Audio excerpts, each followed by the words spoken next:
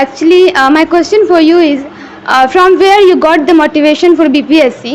Actually, Laxmikant पढ़ लीजिए, polity के लिए आप बिपिन चंद्रा पढ़िए, स्पेक्ट्रम पढ़ लीजिए, आईआर के लिए आप एक जेएनयू के फैकल्टी में उनका नाम अब पुष्पेश पंत सर, उनका बुक पढ़ लीजिए। सबसे पहले स्कूलिंग का बेस मजबूत होना पहला, दूसरा सब्जेक्ट के चयन में थोड़ा समय देना। आप दोनों तैयारी साथ करें, लेकिन आप शुरुआत में वेटेज प्रीलिम्स को ज़्यादा दें, और प्रीलिम्स जब नज़दीक आए तो 1-1.5 महीना पहले आप प्रीलिम्स को पूरा इसको पाने के लिए किसी एक सब्जेक्ट पे फोकस किया था या आपका? जब मैं जॉब कर रहा था तो मैंने भी यही किया। पहले जॉब करते हुए मैंने कंप्लीट एक कोर्स कवर कर दिया, धीरे धीरे आराम से। पेपर पढ़ो, वो तुम्हारा सेकंड पार्ट को जरूर कवर कर देगा। है कि न संघर्ष न तकलीफें, क्या मजा फिर जीने में, तूफान भी थम जाएगा अगर लक्ष्य हो हमारे सीने में। नमस्कार, मैं हूं रिंकेश और आप देख रहे हैं SM न्यूज का स्पेशल सेगमेंट संघर्ष गाथा, जिसे स्पॉन्सर्ड किया है द लाइसियम ने, जिसके फाउंडर हैं मुकेश सर और डायरेक्टर हैं ज्ञान रंजन सर। मैं आपको बताना चाहूंगा, अगर आप त्रिवेणीगंज जैसे छोटे शहर में रहकर आप पढ़ना चाहते हैं, अपने लक्ष्य को पाना चाहते हैं, तो आप यहां ज्वाइन कर सकते हैं अच्छी शिक्षा के लिए। मुकेश सर से पढ़ सकते हैं। मैं आपका ज़्यादा समय नहीं लूंगा, हमारे साथ में 2 गेस्ट हैं। कहा जाता है कि गुजरता ही नहीं एक लम्हा, और मैं हूं कि बीता जा रहा हूं। मैं बीतूंगा नहीं, आप लोगों से रूबरू करवाऊंगा इन 2 गेस्ट को, इन दोनों से बात करवाऊंगा। हमारे साथ में है, एक साइड आप देख पा रहे होंगे महेश गुप्ता जी, जो स्पेशल सिक्योरिटी टूरिज्म से रिटायर किए हैं, जो BPSC 27वां आपने कंपीट किया था। हमारे एक साइड है BPSC कंपीट करने वाले, 64th BPSC कंपीट करने वाले, 298वां रैंक लाने वाले अभिषेक कुमार जी। हम दोनों से बात करेंगे। सबसे पहले तो जानेंगे सर, क्या संघर्ष रहा सर, कैसी जर्नी रही आपकी, कैसे आपने अचीव किया इसको सर? हमारे समय में ये 70 में हमने मैट्रिक किया। उस समय में मेडिकल का बहुत क्रेज़ था। तो मैं इंटर जब किया तो मेरे बैच में पहला बैच था जिसमें मेडिकल में कंपटीशन एग्ज़ाम होने लग गया। तो मेरा पहला लक्ष्य मेडिकल में जाने का था। अच्छा, मेडिकल का स्टूडेंट होने का पहला लक्ष्य था मेरा। उसके लिए आई मीन कि जब 10th में थे आप? हाँ, यस सर। और तब न इंटर करने के बाद हमारा पहला लक्ष्य ये हुआ कि मेडिकल जाए। तो उसमें हमारे समय में इंटर करने के बाद पहला बैच हम लोग का था जो कंपटीशन हो गया। मैंने जनरल कंपटीशन से जाना, उसके पहले मार्च बेसिस पे होता था। अच्छा। हम और एक हमारा यही त्रिवेणीगंज का ही मेरा दोस्त है KK अग्रवाल, हम लोग दोनों एक ही मकसद से निकले थे। तो मेडिकल का 2 बार हम लोग बहुत कोशिश किए, नहीं हुआ, बहुत फ्रस्ट्रेटेड भी हो गया। 12th में आपने मेडिकल मतलब बायो रखा था? बायो रखा। उसके बाद तैयारी हमारी मेडिकल की शुरू हुई। कंपटीशन 2 कंपटीशन दिया हमने। Yes sir. नहीं हुआ। दूसरे कंपटीशन में 1 मार्च से छूट गया। तो उसमें ग्रेजुएशन एडमिशन मेरा रांची कॉलेज रांची में था। और मेडिकल के चक्कर में ग्रेजुएशन की भी पढ़ाई हमारी ढंग से नहीं हो रही थी। तो यहीं हुलास के एक प्रोफेसर थे हमारे, ओझा जी, बॉटनी ओझा जी। तो उन्होंने बहुत फ्रस्ट्रेटेड हम हो गए। तो उनका भगना हमारा दोस्त था, तो उनको बहुत समझाए, 2 दिन रोक लिए अपने आगे। काहे तब फ्रस्ट्रेटेड हो रहे हो, ट्राई किए, ईमानदारी से ट्राई किए ना। हाँ, ईमानदारी से ट्राई किए, नहीं हुआ इसका मतलब तुमको उधर नहीं जाना है, तुम्हारा लक्ष्य कहीं और है। बहुत समझाए। तो हमारे पास मात्र 1.5 महीना समय ग्रेजुएशन के लिए। तो 1.5 महीना वो अपने बोले हम यहीं रह के तुम पढ़ो। उन्हीं के पास रह के पढ़ के किसी तरह से ग्रेजुएशन हमने किया। हमको 2nd डिवीज़न आया ग्रेजुएशन। फिर हम आ गए पटना आ गए। पटना में लॉ कॉलेज में एडमिशन लिए और जनरल तैयारी शुरू कर दिए। बैंकिंग की मेन फोकस किए हम BPSC पे। एक्सपीरियंस लेने के लिए हम लोगों ने एग्ज़ाम दे दिया। तो 2 पेपर का रिजल्ट तो बहुत ठीक लगा। क्या बात? एक पेपर का रिजल्ट, चूँकि उस समय मैं कुछ पैसा जमा करने के बाद मिल जाता था मार्कशीट कि किस सब्जेक्ट में आपको कितना नंबर आया। अच्छा। तो एग्ज़ाम के बाद हम लोग लेते थे कि कौन सब्जेक्ट में हमारा क्या है, तो उसकी तैयारी उस ढंग से करते थे। तो एक सब्जेक्ट थोड़ा सा हम लोग को नहीं साथ दिया। तो फिर हम लोग सोचने लगे क्या करें, फिर 2 सब्जेक्ट पढ़ना शुरू किए कि भाई अब बदलेंगे इसको। तो बदले, एक इंटरनेशनल रखे, इसी को पढ़ के ही समझे कि हम क्या कर सकते हैं। तब हम सब्जेक्ट चेंज किए। तो सोच पूछे तो सेकेंड चांस भी हमारा थोड़े से मार्क्स के लिए छूटा, तो डिसर्टेड नहीं हुए। थर्ड चांस में और जम के तैयारी की, उसमें अच्छा रिजल्ट आया, अच्छा पोजीशन आया। जी जी। और अच्छा सर, हम पूछना चाहेंगे फैमिली बैकग्राउंड क्या था सर आपका? हमारा फैमिली बैकग्राउंड हमारा बुरा नहीं था, वीक नहीं था पूरा, नहीं, मतलब वीक नहीं स्ट्रॉन्ग था। था सब कुछ से? हाँ, फैमिली बैकग्राउंड फाइनेंशियली ठीक थे, लेकिन फैमिली में एजुकेशन की कमी थी। एजुकेशनली इंकरेज करने वाले उसमें ना मेरे पिताजी छोड़ के और कोई नहीं थे। मतलब कोई ये नहीं कहने वाला था कि आपको आगे बढ़ाने वाला कोई नहीं? पिताजी हमारे एजुकेशन माइंडेड थे, उनको बहुत शौक था, तो वो खुद जॉब करके बिजनेस में आए हुए थे। चलिए सर, आपसे और भी बातें करेंगे सर। अभी क्या है कि अभी हमारे साथ में स्टूडेंट को भी आप देख पा रहे होंगे, आगे स्टूडेंट भी हैं। ये कुछ बीपीएससी की तैयारी कर रहे हैं, कुछ कंपटीशन की, कुछ ग्रेजुएशन लेवल में है। मैं इनसे भी कुछ सवाल है। ये संघर्ष गाथा जो आप देख पा रहे हो, जिसके स्पॉन्सर है द लाइसियम, इनका यही मोटो है, हमारा यही मोटो है कि स्टूडेंट आपका जो सवाल है वो सवाल हम अपने गेस्टों से आपके तक पहुंचाने का। सबसे पहले तो हम चाहेंगे सर, आप अपने करियर के बारे में, अपने संघर्ष को थोड़ा सा बताएं, क्योंकि हमारा नाम भी है सर संघर्ष गाथा हमारा स्टडी मोशन का। तो संघर्ष के बारे में सर शॉर्ट में थोड़ा सा बताइएगा आप। जैसा सर ने कहा, मेरा संघर्ष सर से कंप्लीट डिफरेंट था।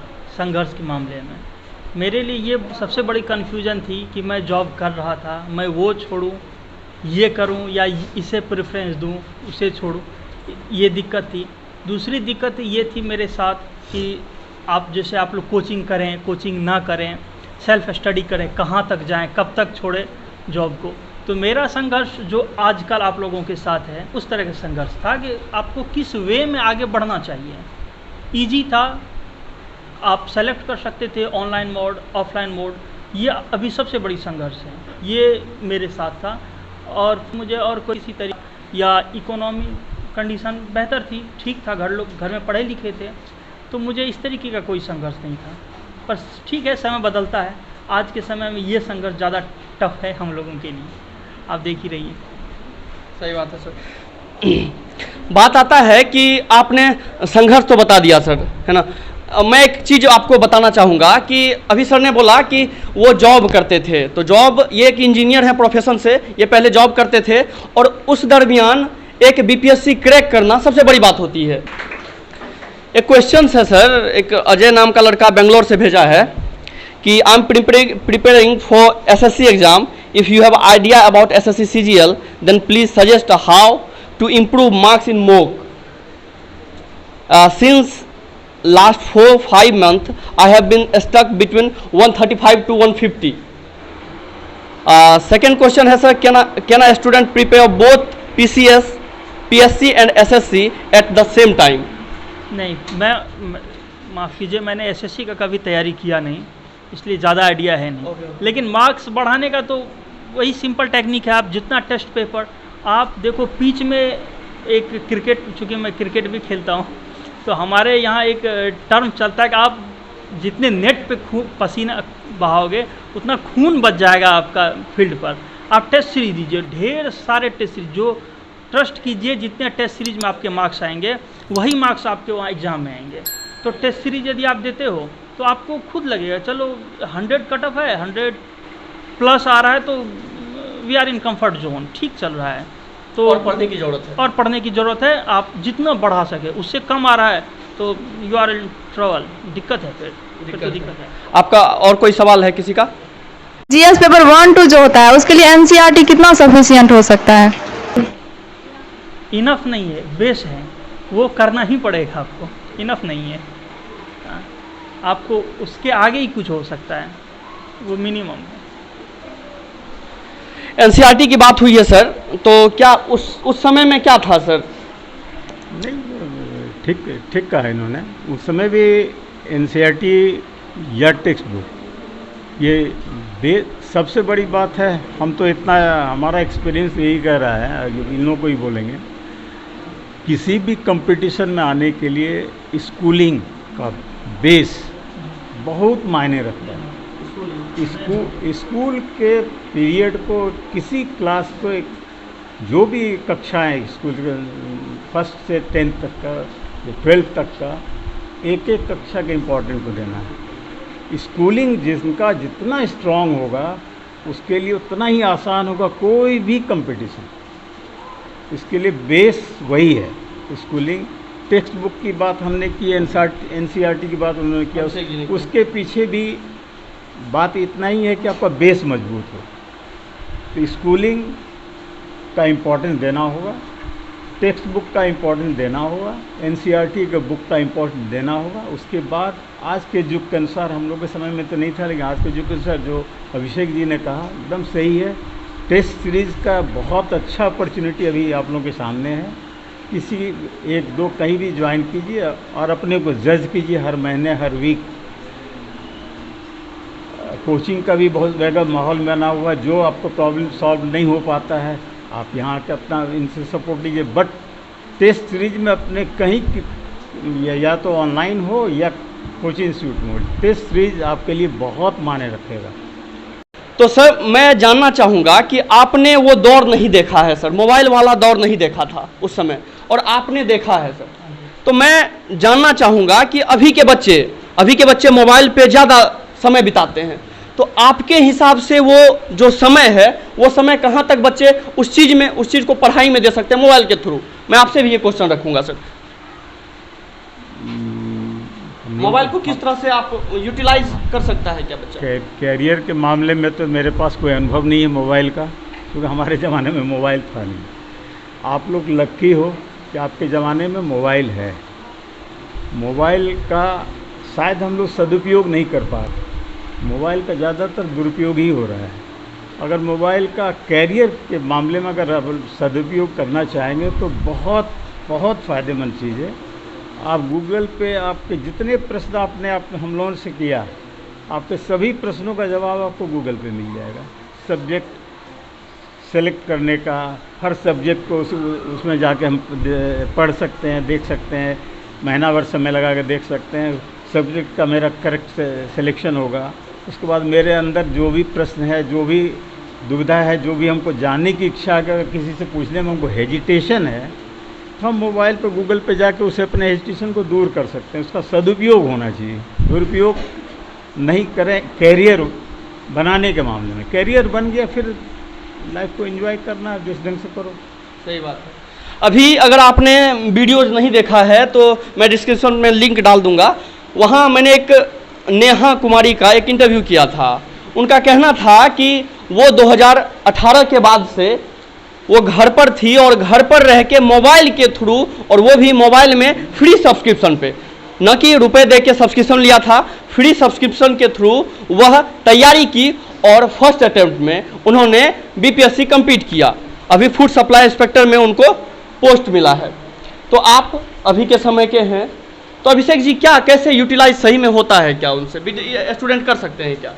देखिए, साइंस का कोई भी पार्ट हो, वो आप वरदान, अभिशाप, कंस्ट्रक्टिव, डिस्ट्रक्टिव दोनों वे होते हैं उसके।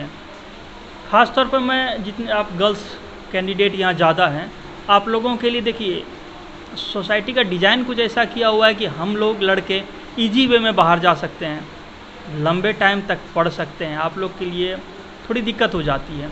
मोबाइल बेहद ज़रूरी है, यदि आप उसका उपयोग कर सके तो बेहद इम्पोर्टेंस रखता है। वो हर चीज़ उपलब्ध है उस पर, आप उसको किस वे में यूज करती है ये सबसे इम्पोर्टेंट है। आप बीपीएससी, यूपीएससी, इवन कोई भी कंपटीशन एग्जाम हो, नीट, जेई, जो भी है, आप उसका यूज कीजिए, आराम से कीजिए और बेहद सही है वो। अच्छा, आपको काफ़ी बेनिफिट करता है। सर मैं आपसे एक क्वेश्चन लेना चाहूँगा। अभी कुछ एक बच्चे किए थे कि सर मैं पढ़ता हूँ या फिर किसी से मोटिवेट होता हूँ, आज मैं पढ़ने के लिए बैठा, 2 दिन पढ़ता हूँ, 2 दिन पढ़ने के बाद फिर मेरा वो जो लगन है वो लगन टूट जाता है। कहीं ना कहीं यहाँ सभी बच्चों के साथ होता होगा, वो लगन टूट जाता। तो इसके लिए क्या, कैसे मोटिवेट, वो हमेशा कैसे मोटिवेट रहे सर? एक हट के कुछ और हम कहना चाहेंगे कि अगर general technical line general line की तैयारी करनी है बच्चों, हमारा एक एडवाइस होगा कि पहले अपने मन में एक कॉन्फिडेंस लाओ कि हमको ऑफिसर बनना है, हमको बैंकर्स बनना है, हमको ये बनना, सबसे पहले मन में ये लाना होगा। ये कॉन्फिडेंस बहुत ज़रूरी है और इसको बार बार डेली हर वक्त रिपीट करना होगा अपने ब्रेन में खुद से। हमको ये बनना है, हमको ये करना है, हमको वो करना है। तो वो करने से क्या होगा कि उलूल जुलूल बातें जो दिमाग में आएगी वो सब हटेगी, एक जगह फोकस होगा ब्रेन। आप फोकस कर पाएंगे। आप फोकस कर पाएंगे कि हमको ये गोल अचीव करना है।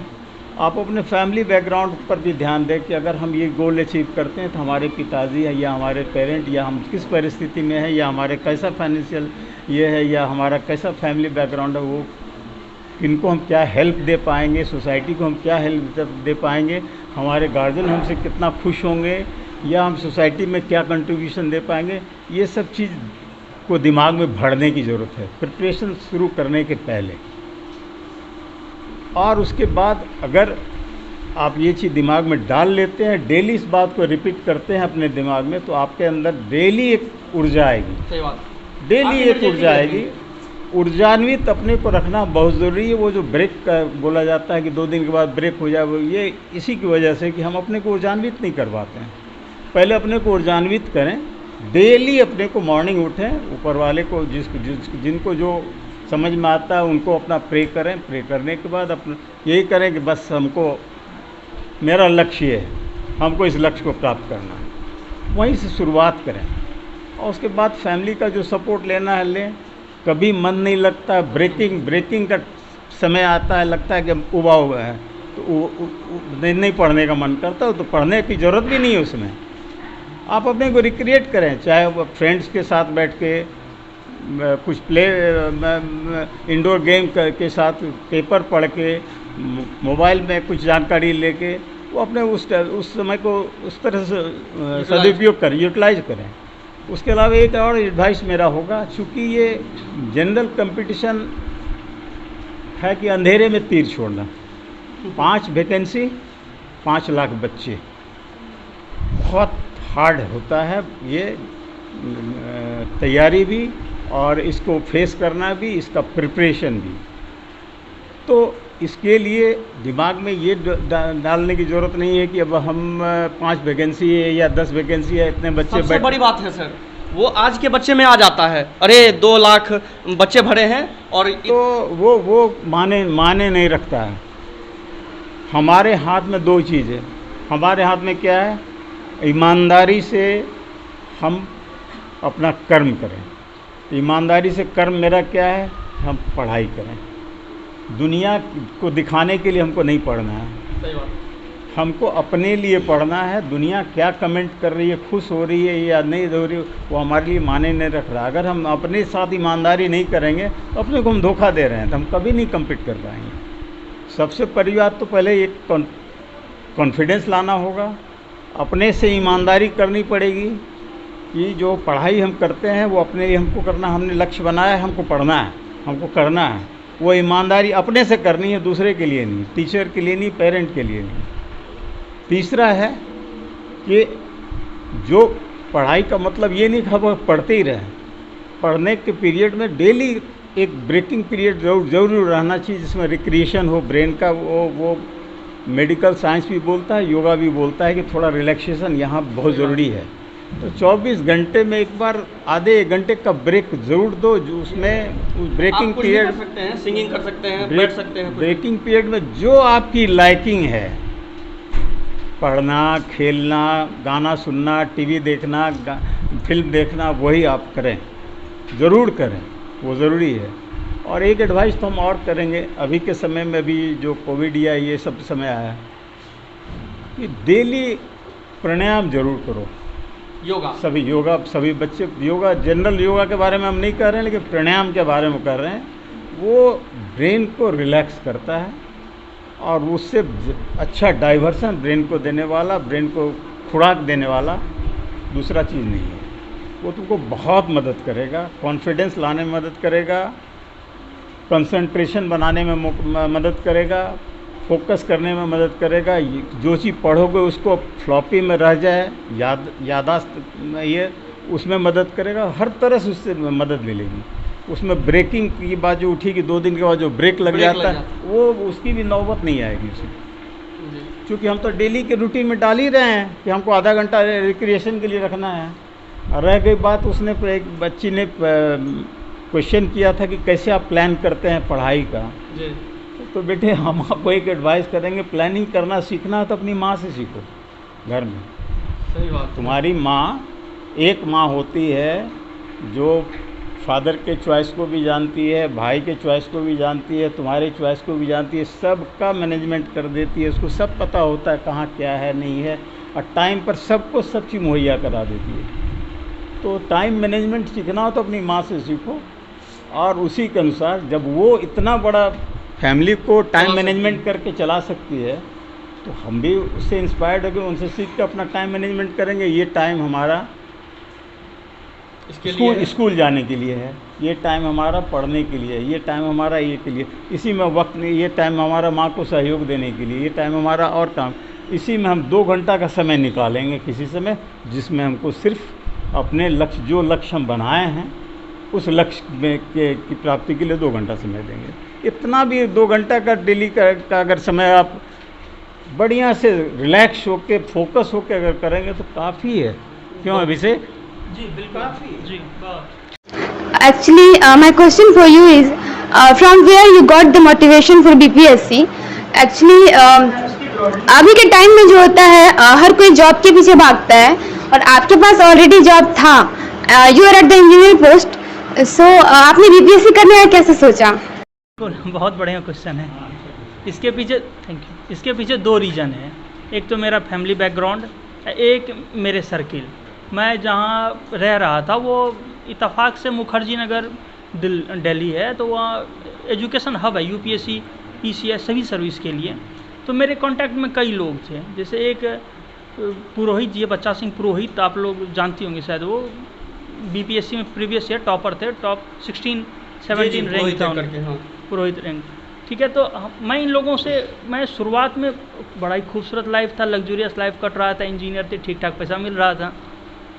फिर लगा नहीं, आप जब सोसाइटी से कुछ लेते हैं तो आपकी रिस्पॉन्सिबिलिटी होती है कि आप सोसाइटी को कुछ दें, और इसके लिए आप अपने आप को पहले तैयार करें, क्या कि मैं दे पाऊँगा या मैं नहीं दे पाऊँगा। तभी आप, जैसे सर बोल रहे थे कि अभी की फ्रस्ट्रेशन होती है, ओबियस सी बात है, आप बड़े लक्ष्य को लेके बढ़ते हैं तो आपको फ्रस्ट्रेशन तो होगी, लेकिन यदि आप क्लियर हैं अपने माइंडसेट को लेके, नहीं मुझे देना है, किसी ने जिससे मैंने लिया है उसको मुझे चुकाना है, तो फिर आपको कभी कोई फ्रस्ट्रेशन नहीं होगी।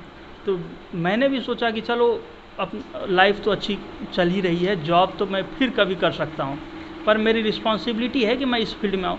फैमिली बैकग्राउंड थोड़ा सा सार्वजनिक था, हमारे पापा लोग पॉलिटिक्स से थोड़े जुड़े हुए थे, तो घर से थोड़ी इनपुट आ रही थी। ऐसा कोई फोर्स नहीं था कि तुम करो, पर ठीक है ये लाइफ करके देख लो, तो मैंने कहा चलो करते हैं। और जब मैं आया तो मेरे पास कोई सेकंड ऑप्शन नहीं था, मैं पूरा फोकस था कि मुझे ये क्रैक करना है, किसी भी 0% डेविएशन, मैं लगातार बढ़ता गया, और आगे आप देख ही रहिए। अगला क्वेश्चन, पुलिस हुआ, BSF हुआ, ये सब का ड्यूटी थोड़ा सा होता है कठिन शारीरिक, तो इसको हम करते हुए BPSC कैसे कंप्लीट करें और इसमें क्या क्या कठिनाइयाँ हो सकती है, और इसको साथ साथ करते हुए हम कैसे BPSC कंप्लीट करें। आप पहले सिलेबस देखो, आप सिलेबस को कई पार्ट में तोड़ दो, कई पार्ट में, कि चलो, और उसको एक ड्यूरेशन आप फिक्स करो, सैटरडे संडे 2 घंटे 4 घंटे आप नोट्स बनाओ। सबसे आपके लिए सबसे ज़रूरी है कि आप नोट्स बनाओ। नोट्स बनाते हुए आपको ये अंदाज़ा ये होता चला जाएगा कि आपने 20% कवर कर लिया है, 30% कवर कर लिया। आप स्टेप बाय स्टेप पूरा कंप्लीट लेके नहीं चलना कि 100% कवर करेंगे, जॉब छोड़ते हैं उसके बाद करेंगे। जब मैं जॉब कर रहा था तो मैंने भी यही किया, पहले जॉब करते हुए मैंने कंप्लीट एक कोर्स कवर कर दिया, धीरे धीरे आराम से पढ़ते हुए। टेस्ट सीरीज दे रहा था, लगा कि अब चलो अब आना चाहिए मुझे पूरी तरीके से यहाँ, तब मैं आ गया यहाँ। इसलिए आप भी जॉब करते हुए आसान है, टाइम लो और स्टेप बाय स्टेप बढ़ो, जल्दीबाजी नहीं, आराम से सिलेबस ख़त्म करो आप। नमस्ते सर। मेरा नाम अर्चना है। सर मेरा सर आपसे क्वेश्चन है। आपने कहा कि जेनेट कंपटीशन का मतलब होता है अंधेरे में तीर छोड़ना, आपने कहा था ये वर्ड। तो मेरा कहने का मतलब ये है कि इसमें बहुत सारे सब्जेक्ट होते हैं, तो हमारा सब में रुचि नहीं जा सकता है, हमारा सारे सब्जेक्ट में रुचि नहीं हो सकता है, हम किसी एक सब्जेक्ट में रुचि ले सकते हैं। जब भी हम कोई सब्जेक्ट पढ़ते हैं, हमें उस सब्जेक्ट में पहले तो बहुत अच्छा लगता है पढ़ने में, फिर जैसे जैसे वो आगे बढ़ता जाता है हमें बहुत लोड होता जाता है और हमें उस सब्जेक्ट से फिर हट जाते हैं। क्योंकि कहा जाता है कि 97% लोगों के पास एक मंकी माइंड होते हैं और 3% लोग ही ऐसे जिसके पास ब्लेस माइंड होते हैं।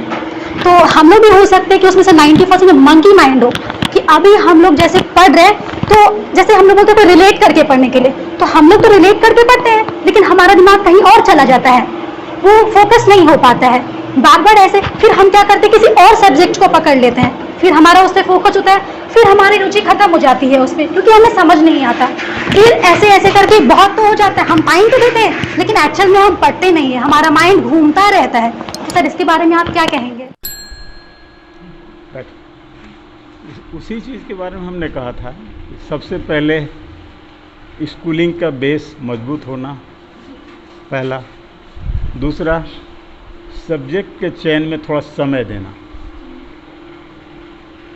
जैसे बोली कि आधा पढ़ने के बाद फिर हमारा माइंड घूम जाता है, घूमेगा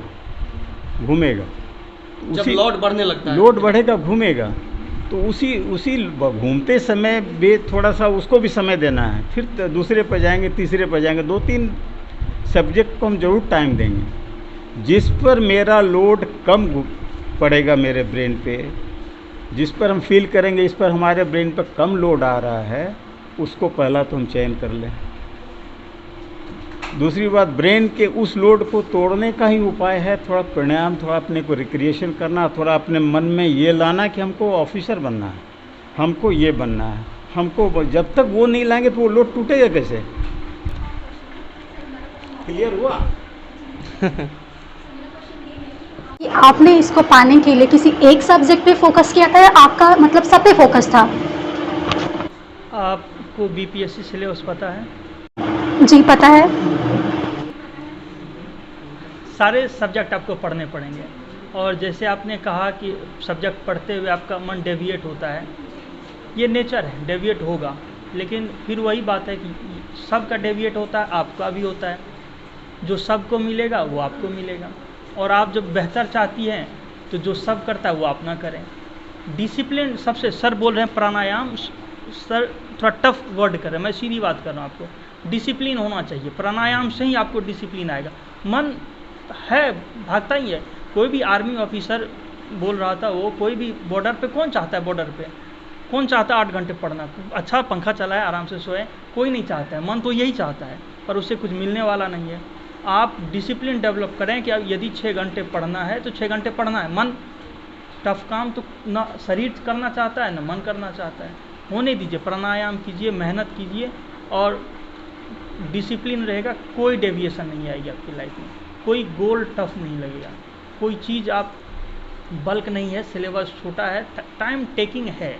देखिए बड़ी चीज़ अचीवमेंट करने के लिए टाइम तो थोड़ा देना पड़ता है, लेकिन घबराइए नहीं। आप जब तक अपने डिसिप्लिन में है, ये आसान होता जाएगा और डे बाय डे आसान होता जाएगा। एक चीज़ दिमाग में डाल लो, कंपटीशन,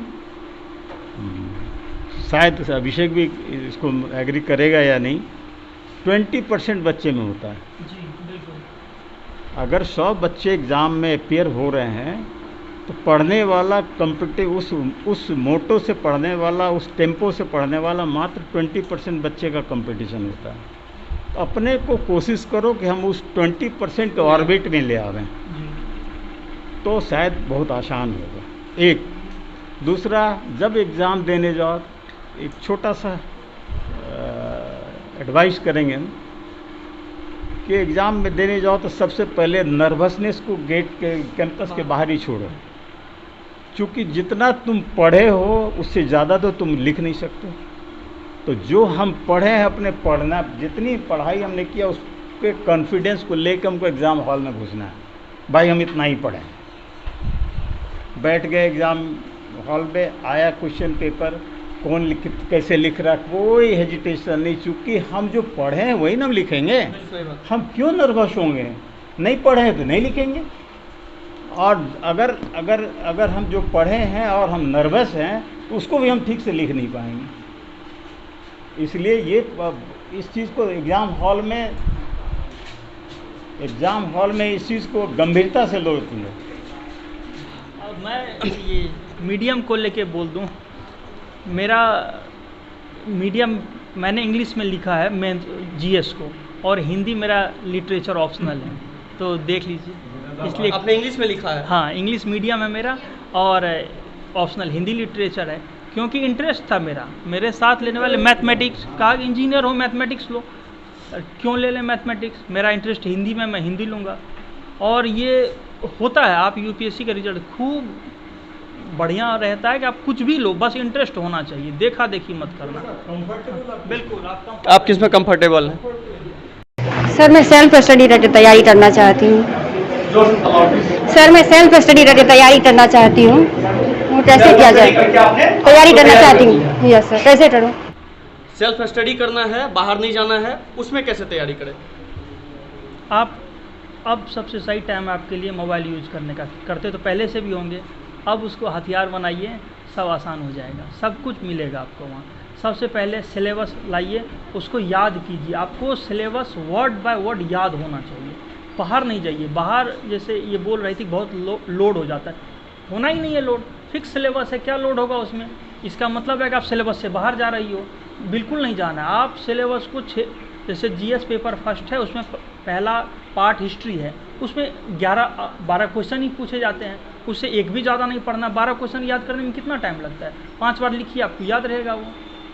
आपको जीएस सेकंड पार्ट में आईआर है, करंट इशू है, आप 8-10 टॉपिक तैयार कीजिए, हो गया।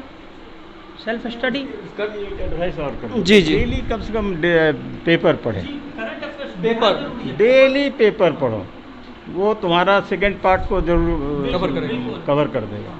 और डेली पेपर से सर माइंडसेट, ब्रॉड माइंडसेट। अच्छा, करंट अफेयर से एक क्वेश्चन हम पूछेंगे सर। करंट अफेयर से कि करंट अफेयर कब तक का? 1 साल का पढ़े, 2 साल का बच्चा करंट अफेयर पढ़े, कितने दिन का करंट अफेयर? सिनेरियो चेंज हो गया है अब सिनेरियो चेंज हो गया। पहले क्या था कि आप लास्ट पेपर जब हुआ है और अब जो होने वाला, उस दोनों के बीच को करंट अफेयर्स माना जाता था, पर अब थोड़ा चेंज हो गया है। अब आप 2 साल कम से कम लेके चलिए, मिनिमम आपको 2 साल कवर होना चाहिए, क्योंकि अब इस रिजल्ट को ही देख लो आप, 3.5-4 साल हुए उसमें आया। अब शायद जो एग्ज़ाम आए, ओबियस है वो 4 साल को कवर करता है। वो किसी गवर्नमेंट को कंप्लीट, जैसे अभी जो एनडीए गवर्नमेंट चल रही है, कंप्लीट गवर्नमेंट को कोई भी पॉलिसी वो रेगुलर कंटिन्यू होती है ना, कि ऐसा तो है नहीं कि 6 महीने के पॉलिसी को पढ़ेंगे। ये गवर्नमेंट है 2014 में आया, जो भी इनका स्कीम है चल रहा है, वो स्कीम से क्वेश्चन आएगा तो आपको 14 से कवर करना पड़ेगा। एक माइंड सेट होना चाहिए कि आप कवर कर रही है, जो चल रहा है ना उसको कंटिन्यूस वे में देखिए। बिल्कुल अभी के लिए नहीं, ऑब्जेक्टिव बेस नहीं, आपको कंप्लीट डिटेल में पढ़िए। अभी हर एक चीज़ आप जितना डिटेल में पढ़ सकते हो, और करंट अफेयर्स तो बैकबोन है अभी के लिए, सबसे ज़रूरी है। अगर करंट अफेयर भी पढ़ते हैं तो डिटेल में आपको नॉलेज होना चाहिए। बिल्कुल डिटेल में और रेगुलर, उसको आप फैक्ट की तरह मत पढ़िए। सर जैसे बोल रहे हैं कि न्यूज़पेपर, आप यदि न्यूज़पेपर कवर कर पाती हो, वैसे पाती नहीं हो, वो ज़रूरी है, सीधी बात है कि वो ज़रूरी है। जी जी बोलेंगे, न्यूज़पेपर पढ़ो, एक कॉपी रखो, उसमें जो करंट अफेयर्स समझ में आता है कि ये करंट आज ये घटना घटी ऑस्ट्रेलिया में, आज इंडिया में ये घटना घटी, उसको आप नोट उस डेट में नोट करते जाओ। 4-5 ही आएगा, ज़्यादा नहीं आएगा डेली। वो आपका हो गया बेस पेपर। उसको आप 2 साल का आपके पास जमा है, आप उसको एग्ज़ाम के पहले एक बार देख लीजिए। आपका करंट अफेयर्स में आपको काफ़ी बिना किसी इधर उधर से आपको घर में आपको मदद मिली। और कोई क्वेश्चंस है? एनीवन? जी। At first sir congratulation Abhishek sir. पहले हम लोग ऐसा होता था कि अपना गोल तो सेट कर लेते थे, हमें बीपीएससी करना, यूपीएससी करना, उसके लिए मेहनत भी करते थे, लेकिन आज आपको देख करके आपने इस एग्जाम को क्लियर किया है, तो हम लोगों के लिए एक इंस्पिरेशन है। इससे हम लोग और भी ज़्यादा मेहनत से पढ़ सकते हैं। एट फर्स्ट होता है क्या कि हम लोग गोल सेट करते हैं, इसके बाद जितने टॉपर्स होते हैं, जितने लोग एग्जाम क्वालिफाई करते हैं, उनकी अपने अलग अलग स्ट्रेटजी होती है। वो कहते हैं आप लक्ष्मीकांत पढ़ो, स्पेक्ट्रम पढ़ो, बिपिन चंद्र पढ़ो, नोट्स पढ़ो, पीडीएफ पढ़ो, ये सारा होता है। लेकिन आप एक बार सजेस्ट कर देते कि कौन सा बुक अप्रोप्रिएट होता है एग्जाम के लिए, तो वो ज़्यादा बेटर रहता है। उसके बाद ये होता है कि हम लोग जैसे तैयारी शुरू करते हैं तो कोई कहते हैं प्रीलिम्स की तैयारी पहले कर लेनी चाहिए, फिर होता है कि नहीं आप प्रीलिम्स और मेंस दोनों की तैयारी साथ साथ करो, तो हमें क्या करना चाहिए पहले? आपने समझा सर? हाँ, मैं समझ गया। मैं पहले दूसरे क्वेश्चन का जवाब देता हूँ। आप दोनों तैयारी साथ करें, क्योंकि इत्तेफाक रहता है जितने भी स्टेट पीसीएस है कि प्रीलिम्स के बाद गैप दे देता है, लेकिन ये इत्तेफाक है, आपको टाइम नहीं मिल पाएगा। आप दोनों तैयारी साथ करें, लेकिन आप शुरुआत में वेटेज प्रीलिम्स को ज़्यादा दें, और प्रीलिम्स जब नज़दीक आए तो 1-1.5 महीना पहले आप प्रीलिम्स को पूरा डेडिकेशन के साथ टाइम दें। लेकिन फिर वही बात, टेस्ट सीरीज आप दोनों का लगाते हैं, दोनों का टेस्ट सीरीज आपको इवेल्युएट करता रहेगा हर वक्त कि आपकी तैयारी सही जा रही है या नहीं जा रही है। रही बात बुक्स की, तो 2 चीज़ सबसे बेसिक है सर के अनुसार और मेरे अनुसार भी, कि आप न्यूज़पेपर पढ़िए, रोज़ पढ़िए और ध्यान से पढ़िए। आप जब क्वेश्चन पेपर देखोगी आपको आसानी समझ में आ जाएगा कि पेपर में पढ़ना क्या है। देखिए पेपर में 16-17 पेज होते हैं, बहुत सारी चीज़ें, लेकिन मुश्किल से 2-2.5 पेज होता है पढ़ने के लिए, मुश्किल से। एक अंतर्राष्ट्रीय है, इकोनॉमी पेज, संपादकीय। फर्स्ट पेज आप हेडिंग देख सकते, 4 पेज मैक्सिमम। आप इतना देखिए, एनसीईआरटी को कवर कीजिए। उसके बाद आप बिपिन चंद्रा, लक्ष्मीकांत, ये आप समय मिलता है तो पढ़िए, लेकिन एनसीईआरटी और करंट अफेयर्स, न्यूज़पेपर, आप मैगजीन खरीदती ठीक है, पर न्यूज़पेपर ज़रूर पढ़िए, अपना नोट्स बनाइए और एनसीईआरटी पढ़िए। ये बेसिक्स है। और उसके बाद तो बुक्स की कोई कमी नहीं, आप लक्ष्मीकांत पढ़ लीजिए, पॉलिटी के लिए आप बिपिन चंद्रा पढ़िए, स्पेक्ट्रम पढ़ लीजिए, आईआर के लिए आप एक जेएनयू के फैकल्टी में, उनका नाम अब पुष्पेश पंत सर, उनका बुक पढ़ लीजिए। पॉलिटी के लिए लक्ष्मीकांत इज इनफ। ज्योग्राफी और इकोनॉमी के लिए हिस्ट्री एनसीईआरटी काफ़ी है। ऐसे आप इकोनॉमिक्स के लिए एक मृणाल सर हैं, अन अकेडमी पर पढ़ाते हैं, वैसे उनका फ्री वीडियो है, यूट्यूब पे फ्री वीडियो है। हाँ सर एक क्वेश्चन है कि सम्मान के लिए पीटी म्युनिसिपल, लेकिन एक इंटरव्यू जो होता है ना, वो स्टूडेंट का तुरंत देखता है कि सोच कैसे कितना जल्दी सोच सकता है, उतना जल्दी सोच पाना थोड़ा मुश्किल लगता है कि क्या पूछेगा, उसका जवाब क्या आएगा, नहीं आएगा। तो सर इंटरव्यू के बारे में बताइए। देखिए इंटरव्यू के बारे में मुझसे बेहतर सर बताएंगे, पर मैं आपको एक चीज़ बता दें। देखिए पीटी 3 महीने की तैयारी होती है, मेंस 6-9 महीने की तैयारी होती है, और इंटरव्यू आप आज तक क्या हैं, आपके पास क्या नॉलेज था पीटी में पता चल चुका है, आप मेंस में पता चल चुका है आपने कितनी पढ़ाई की। इंटरव्यू आप क्या हैं, आप वहाँ बना नहीं सकते हैं किसी को, ना ही बन सकते हैं। आप जो आपका एज है, आपने जीवन में जितनी चीज़ें सीखा है, वो आपको एक चीज़ वहाँ वही बताना पड़ेगा। आप ये सोचेंगे कि आप तैयारी करके जाएंगे और 5 दिन 6 दिन 10 दिन की, वो संभव नहीं है। वो आप जो हैं वो वहाँ दिखता है, इसकी तैयारी नहीं होती। आपकी पर्सनैलिटी किस तरीके से डेवलप हुई है आज तक में, वही इंटरव्यू है। मैं आपसे बात कर रहा हूँ, मेरे नॉलेज का किसी को आइडिया नहीं कि क्या जानता है, पता नहीं, लेकिन आपको देख के लग रहा होगा कि ऐसा है या वैसा है, यही इंटरव्यू है। मेरा इंटरव्यू ही चल रहा है अभी। सही बात है। सर आप क्या बोलेंगे इंटरव्यू के बारे में? मेरा इंटरव्यू के बारे में पहला तो यही कहना होगा कि इंटरव्यू मात्र 100 मार्क्स का होता है जी। और रिटन कितने 100 का होता है? 900 का तुम लोग का भी होता है, हम लोग के समय भी 900। अगर हम रिटन में फोकस करके उसको ढंग से उसमें अच्छा मार्क्स ले आते हैं, क्योंकि रिटन और इंटरव्यू का मार्क्स जुट के फाइनल लिस्ट बनता है। तो हम अपनी बात कर रहे हैं, हमको रिटन में इतना अच्छा आया था कि हमको इंटरव्यू में मात्र 42 आया था, फिर भी हम 27वीं बैच में 27वीं पोजीशन लिए थे। Oh my God. तो मतलब है कि रिटन पर पहले फोकस करना है। अब आइए इंटरव्यू पे। इंटरव्यू में भी कभी कभी इंटरव्यू की वजह से भी बच्चे सेलेक्ट हो जाते हैं। कुछ किसी का 1-2 मार्क्स से छूट रहा है, इंटरव्यू में अगर हमको अच्छा आ गया तो हम सेलेक्ट हो जाएंगे। इंटरव्यू बोर्ड का काम, रिटन का काम जो हमें एबिलिटी है वो तो रिटन में आ गया। इंटरव्यू बोर्ड का काम आपकी पर्सनैलिटी को देखना। इंटरव्यू बोर्ड में जब आप इन किए, इंटरव्यू बोर्ड के सामने इंटरव्यू बोर्ड को बेवकूफ़ मत बनाने की कोशिश की। इंटरव्यू बोर्ड आपको जानना चाहेगा कि आप जैसे दिख रहे हो वैसे आप हो कि नहीं। इंटरव्यू बोर्ड यही देखना चाहता है कि जैसे आप दिख रहे हो वैसे आप हो ही कि नहीं। अगर आप बात बना के बात करोगे इंटरव्यू बोर्ड से तो इंटरव्यू बोर्ड ये आपके बारे में इंप्रेशन लेगा कि ये कंफ्यूज्ड या ये हमको मिसगाइड कर रहा है या हमको चीट कर रहा है। इसलिए इंटरव्यू का सही तरीका यही है कि जो आप जानते हैं वो तो रिटन में दे के आए हैं, जो आपके पास एबिलिटी है वो आपके दिमाग में है। इंटरव्यू बोर्ड के सामने गए, जो हम हैं वही इंटरव्यू बोर्ड को दिखना चाहिए। फुल कॉन्फिडेंस के साथ इंटरव्यू बोर्ड जरा सा भी हमारे बारे में ये इंप्रेशन नहीं बनावे कि ये दोहरा चेहरा लेके मेरे सामने आया हुआ है, इसके पास टू फेस पर्सन है ये। उसके इंटरव्यू बोर्ड को ये ज़रा भी आभास नहीं होना चाहिए। जिस क्वेश्चन को नहीं जानते फ्लैटली बोलेंगे सॉरी मैडम नहीं जानते, उसको कभी इंटरव्यू बोर्ड बुरा नहीं मानता है, वो माइनस में नहीं जाता है। लेकिन उसको बना के बोलना, किसी तरह से उसको मिसगाइड करना या उसका ये करना, उसको इंटरव्यू बोर्ड अदरवाइज लेती है कि ये तो सोच के बना के हमको ये बरगला रहा है या चीट करना चाहता है, तो वो उसको कंफ्यूज समझता है इंटरव्यू बोर्ड। उसको मतलब फेयर पर्सनैलिटी का इम्प्रेशन नहीं लेता है। मेन आपको अपने पर्सनैलिटी का इम्प्रेशन दिखाना कि हम जो हैं, बोर्ड को ये दिखाना जो हम हैं आपके सामने हैं। जो हम जानते हैं उसको सोच के बढ़िया से बोलेंगे, जो हम नहीं जानते हैं फ्लैटली रिफ्यूज़ कर जाएंगे, हम नहीं जानते, बस खत्म। अच्छा, अभी आपने पर्सनालिटी की बात करी तो हमने नर्वसनेस तो कहीं काम नहीं साथ नहीं देगा आपको, ना रिटर्न में साथ देगा ना इंटरव्यू बोर्ड है। ना इंटरव्यू नर्वस क्यों होंगे भाई, हम क्यों होंगे? और नर्वसनेस से बचना है तो कुछ लड़कों को देखिएगा इंटरव्यू बोर्ड में जब जाइएगा या गया ही होगा तो अब जो निकला उससे पूछते हैं कि कुछ लोगों को आदत है क्या पूछा आपसे, क्या पूछा आपसे, ये होता है। थोड़ा बहुत इंटरेस्ट रखना चाहिए, ट्रेंड का पता लगा लेना चाहिए क्या ट्रेंड है पूछने का, उसके बाद ज़्यादा पूछना भी नहीं चाहिए, उससे भी कंफ्यूज होता है। कंसंट्रेट होकर बैठना चाहिए, जो हम जानते हैं वही नहीं जान भाई, वही ना हमको काम देगा वहाँ पे।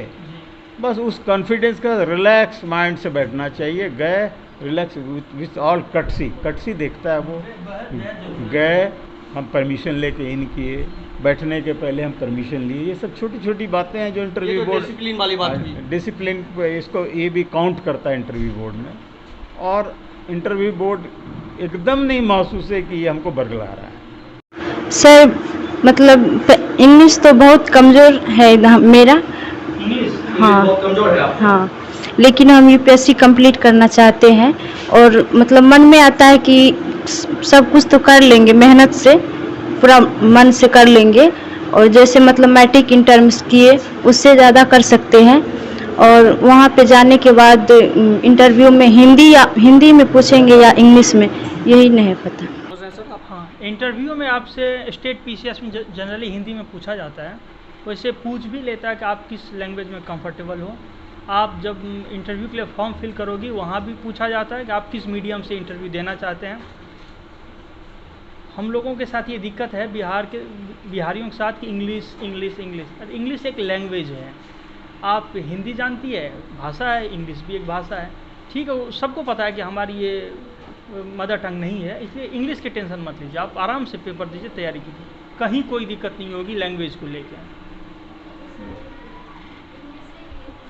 कुछ भी एकदम डरना नहीं है, सीख लीजिए, अच्छा रहता है। नहीं सीखें बीपीएससी में कोई दिक्कत नहीं होगी।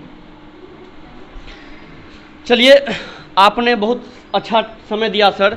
आप लोगों को भी संघर्ष गाथा के थ्रू सीखने का मौका मिलेगा, जानने का मौका मिलेगा कि क्या कैसे स्ट्रगल किया जाता है, कैसे हम उस ऊंचाई को, जो हमारा लक्ष्य है, उस लक्ष्य को कैसे प्राप्त करें।